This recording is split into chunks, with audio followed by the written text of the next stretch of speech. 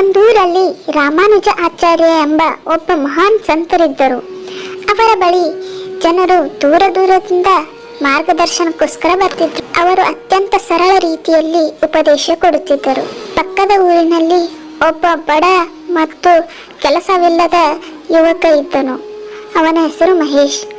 ಒಂದು ದಿನ ಅವರ ತಂದೆ ಅವನಿಗೆ ಏನಾದರೂ ಕೆಲಸ ಮಾಡು, ನನಗೆ ವಯಸ್ಸಾಗಿದೆ ಎಂದು ಹೇಳಿದಾಗ ಅವನು ಮನೆ ಬಿಟ್ಟು ರಾಮಾನುಜ ಆಚಾರ್ಯರ ಬಳಿ ಬರುತ್ತಾನೆ. ಗುರುವೇ, ನಾನು ನಿಮ್ಮ ಶಿಷ್ಯನಾಗಲು ಬಯಸುತ್ತಿದ್ದೇನೆ. ದಯವಿಟ್ಟು ನನ್ನನ್ನು ನಿಮ್ಮ ಶಿಷ್ಯನನ್ನಾಗಿ ಮಾಡಿಕೊಳ್ಳಿ.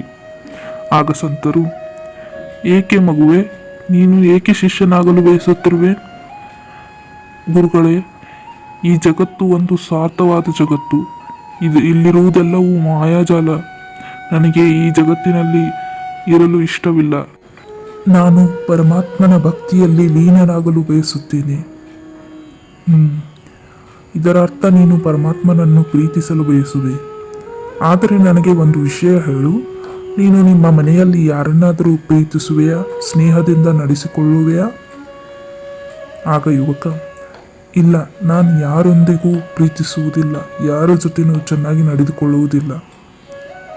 ನಿಮ್ಮ ತಂದೆ ತಾಯಿ ಮತ್ತು ಅಣ್ಣ ತಂಗಿಯರ ಜೊತೆ, ಅವರ ಜೊತೆ ಕೂಡ ಇಲ್ಲ. ಸ್ವಲ್ಪವೂ ನನಗೆ ಅವರ ಮೇಲೆ ಸ್ನೇಹ ಮತ್ತು ಪ್ರೀತಿ ಬರುವುದಿಲ್ಲ. ಈ ಜಗತ್ತು ಬರೀ ಸ್ವಾರ್ಥದಿಂದ ಇದೆ.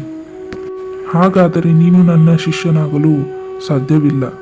ಇಲ್ಲಿಂದ ಹೋಗು. ಏಕೆ ಏಕೆ ಗುರುವೇ? ನಾನು ಎಲ್ಲವನ್ನೂ ತೊರೆದು ಶಿಷ್ಯನಾಗಲು ಬಯಸಿ ಬಂದಿದ್ದೇನೆ.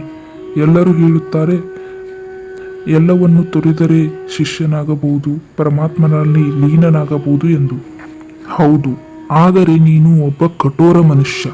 ನಿನ್ನ ಮನಸ್ಸಿನಲ್ಲಿ ಪ್ರೀತಿಯ ಎನ್ನುವ ಬೀಜವೇ ಇಲ್ಲ. ಬೀಜವೇ ಇಲ್ಲದೆ ಮರ ಹೇಗೆ ಸಾಧ್ಯ?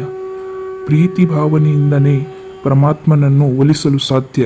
ಆದರೆ ಅದೇ ಇಲ್ಲ ಅಂದ ಮೇಲೆ ನೀನು ಹೇಗೆ ಪರಮಾತ್ಮನನ್ನು ಭಕ್ತಿಯಿಂದ ಕಾಣುವೆ? ನೀನು ಕರ್ತವ್ಯಗಳಿಂದ ಮುಕ್ತನಾಗಲು ಇಲ್ಲಿ ಶಿಷ್ಯನಾಗಲು ಬಂದಿರುವೆ. ಆದರೆ ನೀನು ಒಬ್ಬ ಕಠೋರ ಮನುಷ್ಯ. ನಿನ್ನಲ್ಲಿ ಸ್ವಲ್ಪವೂ ಭಕ್ತಿ ಭಾವನೆ, ಪ್ರೀತಿ ವಾತ್ಸಲ್ಯ ಅನ್ನುವುದೇ ಇಲ್ಲ.